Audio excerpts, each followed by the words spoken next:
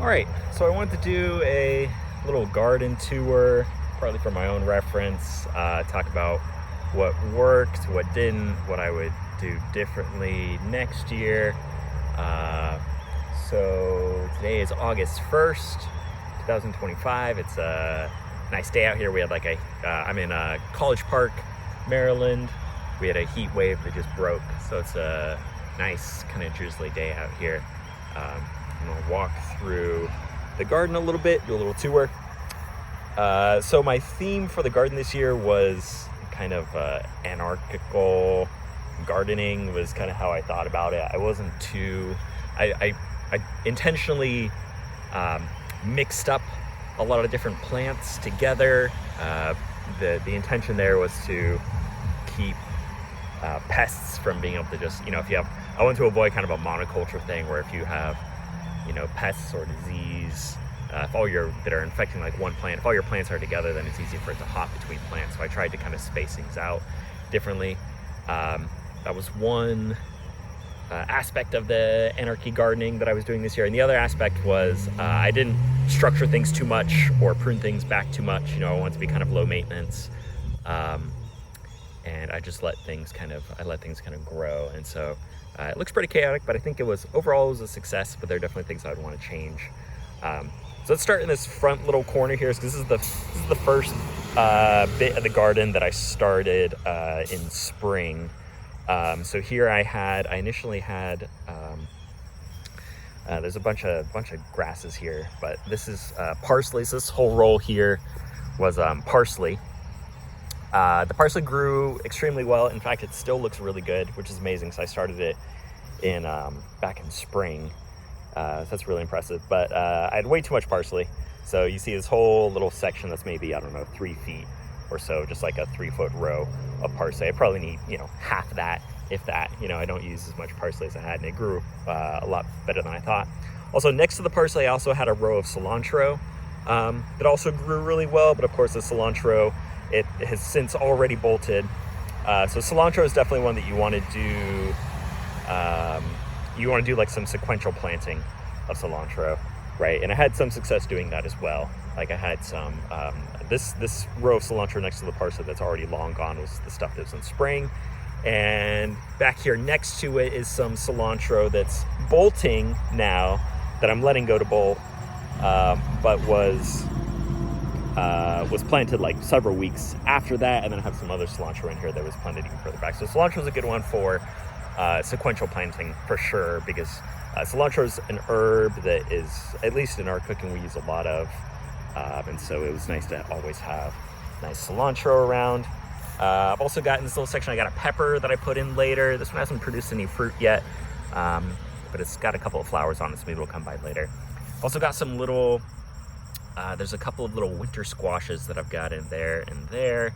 I'll talk about the squashes in just a minute. I've also got, here's another pepper. Here's one of my this is a big Italian basil here. And next to it is a Thai basil. The basils did really well. I started those indoors from seed at the same time I started tomato plants. There's a few basils scattered through the garden. This is part of the staggering of the mixing up of the plants. So the basils did really good, started at the same time as the tomatoes, and put them in the ground at the same time, and they kind of blew up midsummer. So those were really, really happy with the basils this year. I want to talk about specifically this stick wall here, which I built this. I built this wall, specifically this like climbing wall for my snap peas in the spring. You can still see some of the dead snap peas here. And it worked really well for that, for the most part. One thing I didn't like for instance, it started to fall apart down here, the wall.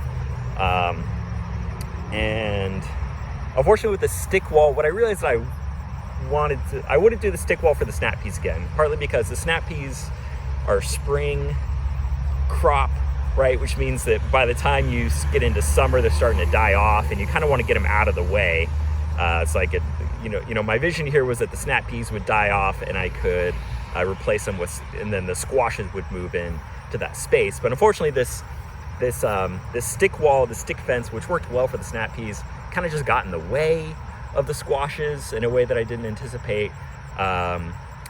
And I think in hindsight, I would like something that I could like maybe tear out, So I think this is a case where you maybe want like a wire fence, like a wire scaffold, something that when the snap peas are done, you can tear it out entirely and it won't get in the way anymore for the rest of your summer crops.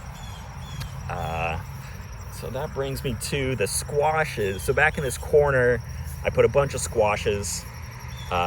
Mixed success on the squashes. I think I planted them too late. So I planted them from seed in, I don't remember exactly when I put them in. Maybe in May. It was kind of when it was recommended to put them in to direct sow into the ground, which was later than the tomatoes and stuff went in. But I think some of them really struggled, and some of them produced really well. For instance, this is a yellow summer squash here that has produced several good-looking little fruits. I just picked one of the good-looking squashes off of it, but it's still doing good. So this one I hope will continue to produce a little bit of fruit here. Maybe we'll get a couple more squashes out of it before the end of the season. And then I've also got these are fun. These are the I can't remember what they're called now, but they're this long variety of squash. I don't think that looks like a female flower that's not going to make it, but it's one of these varieties that's supposed to be squash beetle resistant, and makes these really long kind of twisty fruits. Again, I just harvested off of one of these vines, so I don't have on this show, unfortunately. But those worked pretty well, and I've had like a couple of those that seem to have produced well. Here's a dead patch here where I had a squash that just collapsed for some reason. I don't know if it's like a squash beetle problem or something else, but I had a few of the squashes just collapse, just suddenly die off. And I think partly I didn't have enough room for them. And I think I would have started, I think next year I would like to start the squashes indoors with the tomatoes and then transplant them when it's time.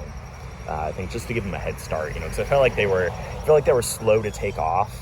And then by the time they were kind of starting to get big, like it was really heat, peak of the heat for the summer, and they did not respond. I don't think they responded well to the excessive heat. We had some 90 plus days, and I think they didn't respond well to that. So here's another one of those squashes. Those are interesting, because those are vining out. So I think that's an interesting way. I like the idea of letting the vining ones kind of go out beyond the garden to just increase the amount of space you have available. One thing that also worked really well is these are scarlet runner beans. So I put up these posts, and then my wife rigged up this string between the posts that I put up, and then she planted scarlet runner beans all in. And they, the scarlet runner beans are just really easy, excellent growers, and they make some nice fat beans. So those scarlet runner beans are really nice. Those are super easy. You just stick them in the ground and they'll grow wherever, basically. So that's that little corner. Maybe we'll talk about some tomatoes. So I put in a bunch of tomato plants. Basically, this whole middle section and that back row are almost all tomatoes. There's a few other plants scattered in there. And the tomato plants did really well this year. We had a couple of big heirloom varieties, and a couple of smaller cherry varieties. They're kind of past peak now, but I was happy with the yield we got. The tomatoes also, I would probably start the tomatoes indoors maybe a couple weeks earlier than I did previously. I think I started them 6 to 8. I can't remember if it was 6 weeks or 8 weeks I started them indoors, but I would start them on the earlier side indoors, just to give them a head start on getting big, because I felt like it took them a while to get big out here, and then by the time they were producing fruit, we're already kind of later in the season. So I want to give everything a bigger head start indoors before transplanting. So these ones, for instance, these did really well. I forget what variety these are, but those are tasty. I like those a lot. Here's a basil that I mixed in with the tomatoes to try and break up if we had any disease. I didn't notice any big issues with disease or pests on the tomatoes. They had some aphids early on, but I kind of managed them by hand, and also tried to I found some ladybugs elsewhere in the yard and moved them over to the tomatoes to hopefully they would help with the aphids. And I didn't see a big problem with the aphids, so I don't know if that worked. I also, when they were little, I would come through and physically pull off the aphids if I saw big clumps of them. So I don't know if any of that helped, but definitely the tomatoes didn't seem to be too hurt by pests or disease.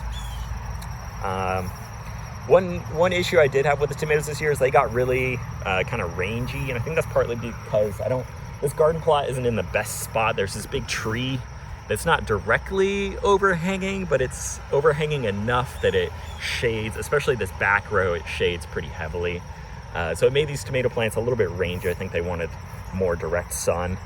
And I didn't have, so in the past I've had those circular tomato scaffolds, I guess is what they are. They work really well, but I didn't have any here, and I didn't want to go buy any, so I just kind of scrounged what I could find in the shed out here. So that's why I have all kinds of weird stuff. Like I have this that I was using as a scaffold, and these are just little kind of I don't know, wire fence guys that I just kind of put around. So I would have put, and I think the tomatoes wanted more support. One thing that I experimented with that I'd seen online that seemed to work pretty well was you can take, you can run string, you can like set up posts and then run string between them, and let the tomatoes kind of hold onto those. And I think that worked pretty well. It's pretty, it doesn't look good here because I waited too long. Everything was pretty rangy by the time I tried to support it all. So I have a lot of these tomato branches that are kind of collapsing over. So I'm probably not getting as much yield out of these as I could have, but we have been getting a lot of tomatoes. So I'm not unhappy with the amount of tomatoes that we're getting, but I think it could be better. I would give them more support earlier on, and come up with definitely, you really do need the scaffold. If you're gonna have big tomato plants like these, they get full of fruit and they fall over, and then as they get kind of later in the season, they tend to collapse even more. I think they just start to, some of these are like this one here. Some of these varieties are like already, the plants are already kind of giving up the ghost. Might be a determinate variety, I'm not 100% sure, but especially in those cases, they start to collapse even if they still got some fruit on them. So what else do I want to talk about here? Here's another little row of the cilantro that I planted last. So you can see these ones are just starting to bolt, so we still have some cilantro. So again, cilantro is good for doing that sequential planting. We got the pepper plants all did pretty good. Some of them are still kind of small. Like this one over here is small, hasn't made any fruit yet. There's one over there that I haven't seen any fruit on yet. The peppers are kind of scattered all over the place. This one I got some good fruit off of, even though it's small. This is a bigger one that it still has some big fruit on it that I haven't picked yet. These are mostly jalapenos, but there is over here, there's a bell pepper there, you can see it, that I haven't picked yet. I didn't get the peppers, the jalapenos gave a pretty good yield, but the bell peppers, I haven't gotten a single bell pepper yet. Like that one's growing, but that's, and I think there's another one growing over there, but like I haven't gotten a single bell pepper out yet. So not my favorite. So this is kind of, in my mind, this is kind of like the end of summer garden. It's still August 1st, but we're past peak now for most of the stuff. Some of the tomato plants seem to be dying off. So what I'm gonna do next, so I have some smaller squashes that I've kind of interspersed. These are mostly, things like pumpkins and some butternut squash, some things like that, some acorn squash. We'll see how they do. I haven't grown those before, and I started them a little bit late, and they don't all have a whole lot of space. Everything's kind of crowded out, and I've got issues with grasses and things growing in here. So, but what I'm gonna do next is I'm gonna try and trying to flip some sections of this garden to turn it to like a late summer garden. So I'm gonna plant things like, some greens. So I'm gonna put some lettuce in, I'm gonna put some arugula in and some carrots, as well. And I'm going to keep an eye on these little squashes to try and make sure that they are getting the space they need. Hopefully they can mature. There's another one right over there. Hopefully they can mature and get to producing some fruit before kind of first frost sets in maybe like late October or so. I'm hoping that we don't get any frost until kind of late October, and that gives these time to all get some fruit. There's another different jalapeno variety there. And here's one of the older winter squashes that I put in. I know that, you know, I discovered that like the difference between winter squash and summer squash is a bit of a misnomer, right? Like in my mind it was, you know, winter squash means they're hardier to the cold, but really it just means it's just the kind of fruit that comes off, right? Winter squashes tend to have harder rinds, which means they will keep longer and they'll keep through the winter. And summer squashes have delicate rinds that do not keep as well, so you need to eat them fresh when they're fresh and young. So the next thing I'm gonna do is I'm gonna start tearing out some of these plants that look like they're just about done. Like this tomato looks like it's probably done. Some of these ones that had the orange little cherries on them seem to be mostly done. So I'm probably gonna tear those out and some of these weeds and make room for a late summer crop of greens and carrots. And we will see how it goes. But yeah, that is the garden here on August 1st.